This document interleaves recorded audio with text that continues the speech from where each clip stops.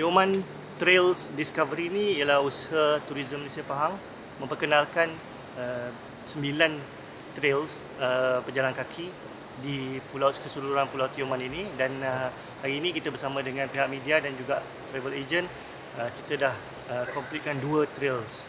Okey, daripada 9 trails ni konsep trails di Tioman ini yang kita perkenalkan ialah adventure and nature trails. Jadi kebanyakannya semua 9 ni ada yang agak mudah, sederhana dan juga ada yang ekstrim sedikit. Yang kita dah cuba semalam, kita pergi ke Kampung Asah Jom Trekking yang agak sederhana, iaitu jarak lebih kurang 2 km tetapi berjalan simen. Untuk hari ini tadi kita dah menawan puncak Dragon Horns. Dragon Horns ini agak ekstrim, jarak lebih kurang 5 kilometer pergi dan balik, tetapi laluannya bukan laluan simen, laluan trekking ke dalam hutan dan naik ke puncak Dragon Horn.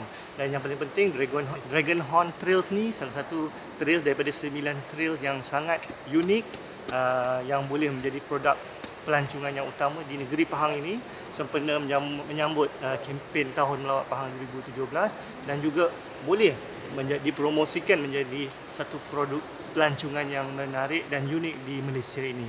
Jadi selain daripada 2 trails yang kami dan juga peserta-peserta dah lalui ini, ada lagi sebanyak 7 trails lagi yang terdiri daripada kesemuanya mempunyai keunikan tersendiri, iaitu bila kita melalui setiap trail itu kita akan menemui kanan dan kiri dengan pelbagai tarikan-tarikan pelancongan yang menarik di Tioman ini. Itulah dia, setiap trail tu ada benda-benda yang menarik. Contohnya trail yang kita dah lalui ini, kita akan sampai ke puncak gunung.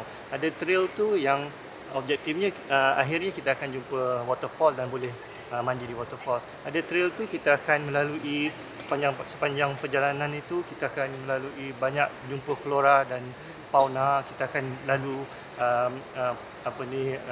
pelanduk, ternakan pelanduk di Tioman.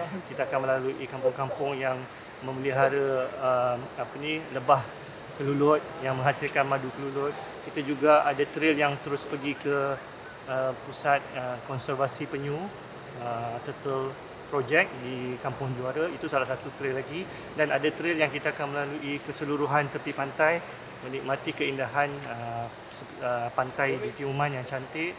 Dan ada keseluruhan ke-9 trail yang kita perkenalkan di Tioman ini merupakan laluan pejalan kaki yang sangat unik, yang boleh menarik pelancong dalam negara Malaysia kita dan juga pelancong luar negara untuk datang untuk tambahkan lagi aktiviti di Tioman ini, selain daripada aktiviti sukan scuba, aktiviti snorkeling.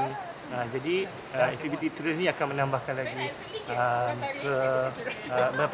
menjadikan lagi Pulau Tioman ini lebih menarik lagi.